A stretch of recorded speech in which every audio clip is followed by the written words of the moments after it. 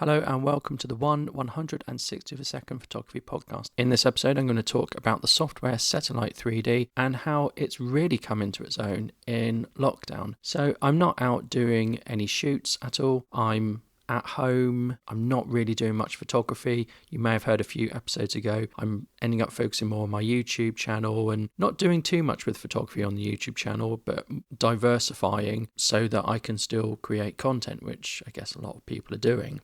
It's still uncertain for me whether I will go out and do photography in the foreseeable future with the current pandemic. I just don't know, and I want to minimise my risk where I can. But I've started to think about maybe doing some self-portraits or some shoots at home. That's not shoots at home with people coming into my home. That's just me putting up backgrounds and doing maybe some family shots, some shoots of myself. They would be self-portraits, etc. Now, we're currently in my house renovating and moving things around and redoing it, and maybe other people have found they're doing that sort of thing at the moment as well. So it means things aren't that stable. It means things are getting moved. It means we're storing stuff in my big shed where I previously was doing a lot of photography work and videography work. So it's just a bit difficult, really. Now, some time ago, I got a trial version of Satellite 3D, and I must say I was really impressed with it, but I didn't use it that much. And I didn't use it that much, just I was too busy. And there was a little bit of a learning curve. But then I started to think, I remember when I used to do the odd shoot in my living room, maybe I could start doing that again. But how effective will it be? Well, I'd have to get all my kit out, set it up, try it out, and then see and judge the results and see if it was effective. So it would be trial and error. Now, the problem I have is I don't have a great deal of room with all the things that are moving about, all the things that are coming in, etc. I have people as well to consider. So if I get kit out, I can't just leave it out and play with it and fiddle about and change things and change the position. I need to get it out, set it up, do my shoot, pack it away. I need to be really efficient. And I suddenly thought I can use Satellite for this because that's what the software's for. So I'll talk about the software and then I'll talk about how I've been using it. So with the software, you have a room, and I've got the basic version, so you have 3 room sizes. In the Pro version, you can customize the size of your room, and you can put a model in there and you can customize the model. You can pick from predefined models, genders, poses, clothes, hair color, hairstyles, etc. And it's got a camera that appears in the room. You can actually change the camera. You can change if it's full frame, if it's crop, etc. You can change the lens. You can change the ISO, the shutter speed, the aperture. It's great. And you can put lights in your room, and you can, again, change the type of light, change the type of modifier. For everything, you can change the height, the position, the orientation, etc. And then what you can do is you get a rough preview of what it looks like, but you can press a render button, and the software will simulate you taking that picture at those settings with those lights in those positions in that room. And you can do some clever things. You can put pictures in the room, you can put a wall, you can put a projection wall, which I'll come to later. So it's really good. So how am I going to use it? Well, first off, I measured the room, my living room. I measured its dimensions, and I went to Satellite, and I went to type in the dimensions, and it said, you need the Pro version for altering the studio dimensions. Oh dear. So I thought out of the box, and you can put walls in and you can put furniture in. So I pretty much added the furniture I have, because you can add things as props.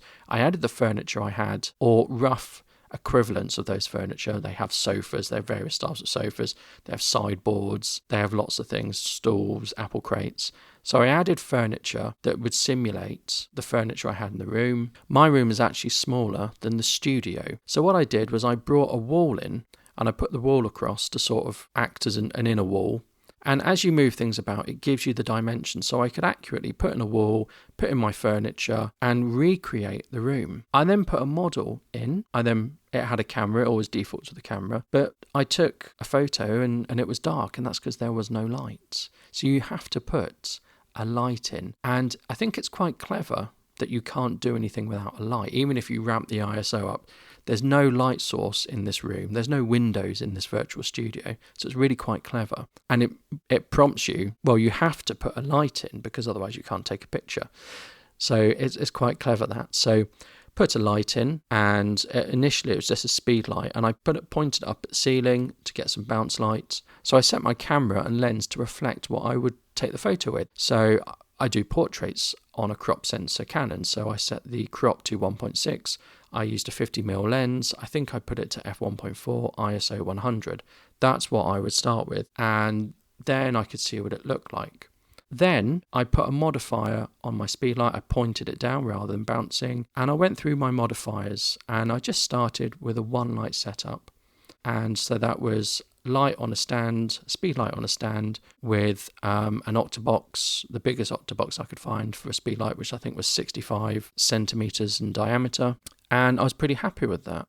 So then I saved that as my living room, essentially. And that meant that I can go back, I can make other saves of that, and I can do different lighting scenarios. So that's how I'm going to use it. Other things you can do with it, you get this sort of output. So what's really useful is you get a top-down plan.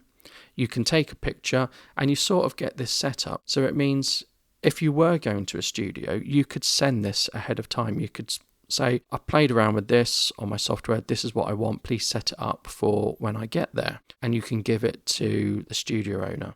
And it means when you get there, you don't have to fiddle about with it. And it does waste so much time when you hire a studio and then you're fiddling about with lights to get them right. And the studio owner's there and you're saying, I want a big softbox, and then I want a strip light here. And they go off and get it, and then they give you what they think. With this, there's no debate here. You can send it off. You get a top-down plan, a sort of kit list essentially of what's needed, and you get the end picture, which is really useful. So a good studio owner might come back to you and say that's good, or they might come back to you and say I can't do that because I don't have this, and then you know where you stand. Or if they do come back and they say yep, can do all that, you don't waste so much time. It's set up for you when you get there. Going back to using this software in my home, it means, I've got kit all over the place. I've got kit in my big shed. I've got kit in my room. I've got kit in the loft. I've got kit everywhere. And getting it out is a hassle.